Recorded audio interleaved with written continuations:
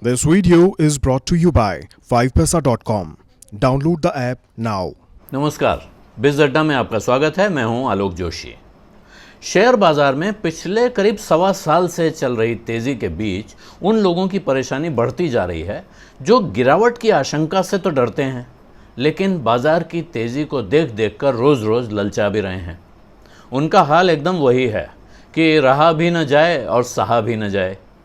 ऐसे ज़्यादातर लोग वो हैं जो या तो बाज़ार में पहली बार घुसे हैं या फिर अभी तक घुसने की हिम्मत भी नहीं जुटा पाए हैं। बॉम्बे स्टॉक एक्सचेंज की वेबसाइट पर नज़र डालिए तो इस वक्त देश में 7 करोड़ 12 लाख से ज़्यादा रजिस्टर्ड निवेशक हैं।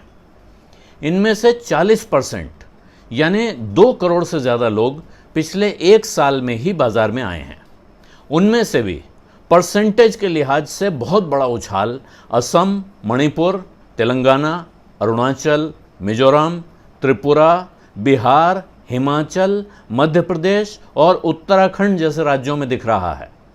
ये वो इलाके हैं जहां अब तक महाराष्ट्र, गुजरात और पंजाब या राजस्थान के मुकाबले कम लोग शेयर बाजार में दिलचस्पी रखते थे।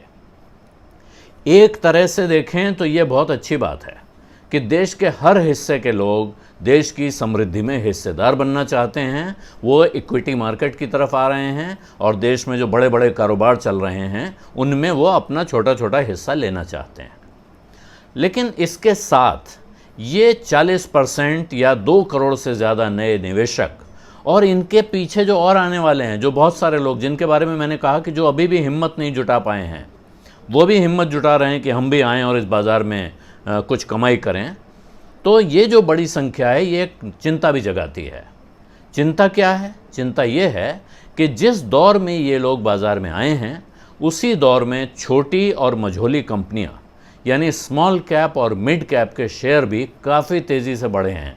बढ़े तो सारे शेयर हैं, सब कुछ बढ़ा है, सारे इंडेक्स बढ़े हैं, बाज़ार दोगुना हो गया है। लेकिन पिछले 3 महीने का हिसाब देख लीजिए अप्रैल की 1 तारीख से, तो जहां सेंसेक्स करीब 6.5% बढ़ा है, वहीं बॉम्बे स्टॉक एक्सचेंज के ही मिड कैप और स्मॉल कैप इंडेक्स 10 और 20% से ज़्यादा बढ़ चुके हैं। और ये तब हुआ है जब तमाम जानकार पिछले साल भर से ही खासकर स्मॉल और मिड कैप के वैल्यूएशंस को लेकर चिंता जता रहे थे। यानी उन्हें लग रहा है कि इन शेयरों को जिस भाव पर होना चाहिए था ये उससे काफ़ी ऊपर जा चुके हैं। तो अब फिक्र की बात क्या है? शेयर तो बढ़ रहे हैं ना, जिसने खरीदे उसको फ़ायदा मिल रहा है, वैल्यूएशन कुछ भी हो। तो इसका जवाब यह है कि इन शेयरों में तेज़ी की बड़ी वजह विदेशी निवेशकों और भारत के फंड्स या बड़े निवेशकों का जमकर पैसा लगाना है। जो बार बार हम कहते हैं ना कि दुनिया भर में नोट छप रहे हैं, वहाँ से पैसा आ रहा है, इसे एक्सेस लिक्विडिटी कहते हैं कि बाज़ार में बहुत पैसा है, कहीं ना कहीं लगाना है। तो वो लोग इन शेयरों में भी पैसा लगा रहे हैं, बड़े शेयरों में लगा चुके हैं जितना लगा सकते थे। अब वो और अपॉर्चुनिटी ढूंढ रहे हैं, मौके ढूंढ रहे हैं, इसलिए वो बड़ी कंपनियां, मझोली कंपनियां, छोटी कंपनियां सब में पैसा लगा रहे हैं। अब दिक्कत क्या है? दिक्कत ये है कि जहां इनमें से कुछ कंपनियां जो मिड कैप और स्मॉल कैप कंपनियां हैं, इनमें से कुछ जिन्हें हिडन जेम्स कहते हैं, छुपे हुए हीरे, वो निकलेंगी जो भविष्य में बहुत अच्छा कारोबार करेंगी। जिन लोगों ने उनमें पैसा लगाया होगा वो सब मालामाल हो जाएंगे। लेकिन जब तेज़ी का जो दौर चल रहा है वहाँ ऐसी कंपनियों के साथ साथ बहुत सारी कमज़ोर कंपनियों के शेयर भी तेज़ी से भागने लगते हैं। बाज़ार में कहा जाता है कि घोड़े गधे सब भागने लगते हैं। समस्या कब होती है? जब बड़े निवेशक इन कंपनियों के शेयर बेचने लगते हैं, यानी जब लिक्विडिटी टाइट होती है। बार बार ये भी बात आप सुन रहे हैं कि जब लिक्विडिटी टाइट होगी, विदेशी निवेशक अपना पैसा ले जाना चाहेगा, तब क्या होगा? तब जब कोई एक बड़ा निवेशक अपना शेयर बेचता है तो उसके बाद ये जो मिड कैप स्मॉल कैप कंपनियां हैं, इनके शेयर बहुत तेज़ी से गिरते हैं। कंपनी अच्छी हो या ख़राब, उनके गिरने की रफ्तार इससे बहुत तेज़ होती है जिस रफ्तार से वो शेयर चढ़ रहे हैं। अच्छी कंपनियों में जो पैसा लगा है जिन लोगों ने, किस्मत से इनमें से जिनके पास अच्छी कंपनियों के शेयर आ गए, उनका पैसा तो चलिए आज नहीं तो कल वापस आएगा। हो सकता है दुगना हो, 4 गुना हो, 10 गुना हो, 50 गुना हो। लेकिन अगर कमज़ोर कंपनी में पैसा लगा हुआ है तो फिर वो ऐसे गिरती है जिसको देखकर नए इन्वेस्टरों को तो बुखार आने लगता है।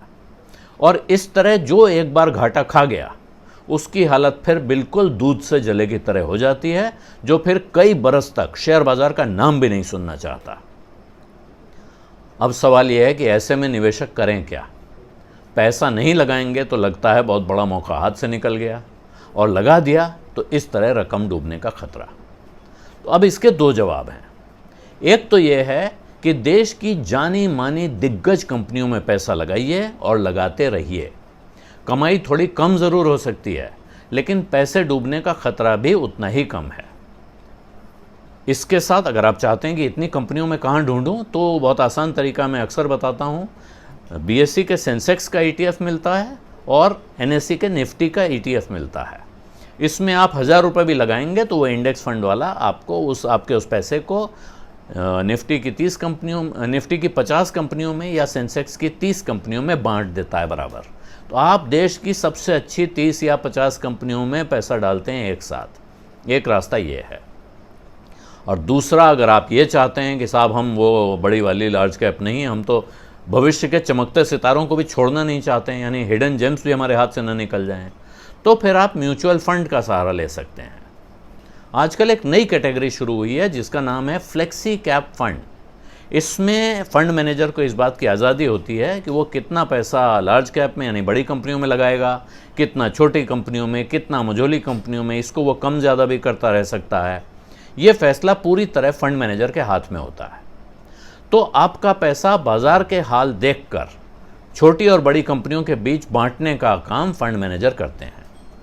अब अगर आपके पास बहुत पैसा है तब तो आप अपने एडवाइज़र से सलाह लेकर लार्ज कैप, मिड कैप और स्मॉल कैप फंड में अलग अलग पैसा लगा सकते हैं। लेकिन ज़्यादातर नए निवेशकों के पास इतना पैसा होता नहीं है और वो इतनी जगह उसे बांटना भी नहीं चाहते। ऐसे में फ्लेक्सी कैप उनके लिए सबसे अच्छा रास्ता है कि वो अपना जोखिम भी कम कर सकते हैं और मुनाफे का मौका भी उनको गंवाना नहीं पड़ता है। ये रास्ता वो आसानी से आजमा सकते हैं। बिज़ अड्डा में आज इतना ही। आपको बिज़ अड्डा कैसा लग रहा है बताना मत भूलिए, कमेंट्स में लिखिए। कुछ और सुनना चाहते हैं, देखना चाहते हैं, वो भी बताइए। कोशिश करेंगे कि आपकी इच्छा पूरी करें। धन्यवाद, नमस्कार।